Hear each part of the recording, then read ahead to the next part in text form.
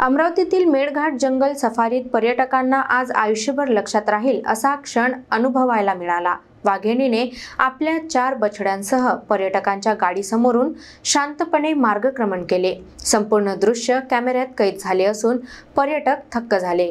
अमरावती जिल्ह्यातील मेळघाट व्याघ्र प्रकल्पात आजचा दिवस पर्यटकांसाठी अविस्मरणीय ठरला। जंगल सफारी दरम्यान एक अत्यंत दुर्मिळ असा क्षण त्यांनी अनुभवला। पर्यटकांची सफारी गाडी जंगलातील एका वळणावर आली असताना समोरून एक वाघीण आपल्या 4 गोंडस बछड्यांसह शांतपणे चालत येताना दिसली।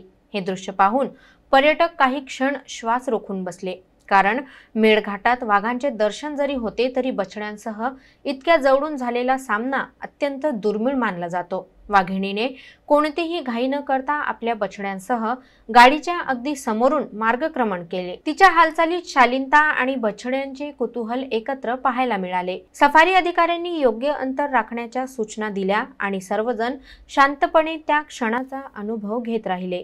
हे दृश्य पर्यटकांपैकी एका व्यक्तीने कॅमेऱ्यात कैद केले।